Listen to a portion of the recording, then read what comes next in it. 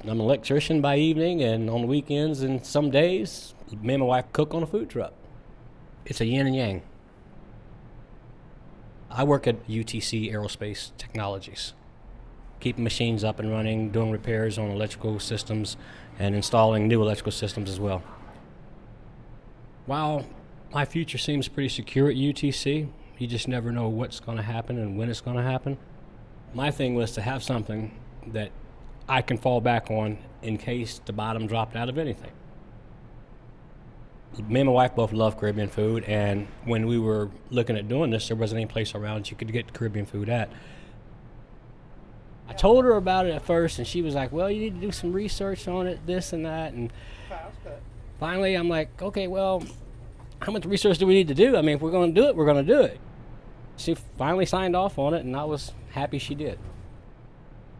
We decided to just go ahead and do it and put it on wheels, and instead of doing the brick and mortar because that's so much overhead. We both work full time, you know, and this is something that we do to supplement our income and bring the food to the people. I got on Craigslist and got to looking. I seen a couple others that were just plain white trucks, and I found this one out in Vandalia. I'm like, okay, blue and yellow, it's colorful. You know, if you go to an event, are you gonna go up to the plain white truck or are you gonna go up to the colorful truck? And I thought that was kind of an advantage and edge for us. Plus, it was in good shape as far as the paint, so we didn't have to do anything with that. The name of the company is Caribecanas. I can choose my events that I want to work. I can work when I want to.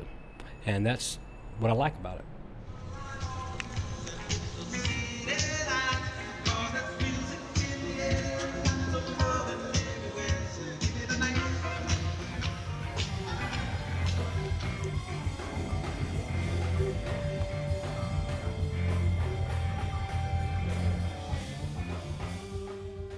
I would have to say our pulled pork and our jerk chicken. Those are the hottest sellers, and those are what I like turning out. With the pulled pork, it's something I smoke on my smoker at home for 16 hours. It's a long cooking process when you're taking what's essentially a cheap piece of meat and making it taste as good as steak.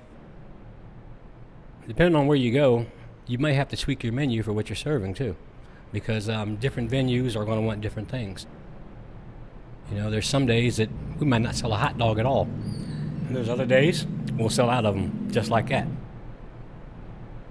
For the most part, I go out and do most of the shopping as far as picking up of foods and stuff like that.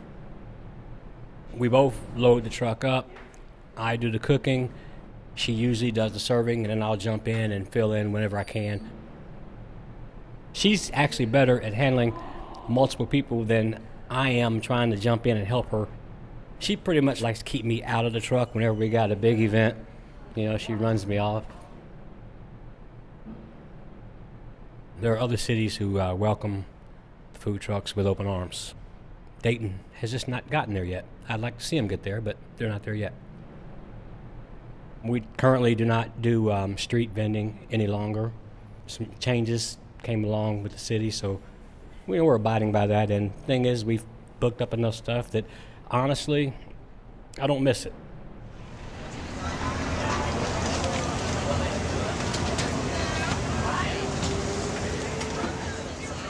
We've done the Michelob series, the Women in Jazz, Reggae Festival, and the Blues Festival last year, and we're pretty much booked up for the rest of the season. And when I'm on the truck, I'm in the zone. I don't think about work or anything else. I mean, I think about what I'm doing at the moment, you know, and I pretty much in the same way when I'm at work, I'm thinking about what I'm doing. Eyes and mind on task. If I'm still around, I see myself still, I would hope to be still working at UTC and doing this as well. Correct that. I'd like to eventually be doing this.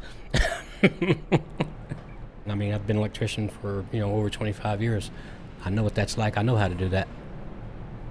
This here is something I've just been into for just 2 seasons now. And more and more ideas are coming at me for different dishes and foods to make. And I enjoy doing it.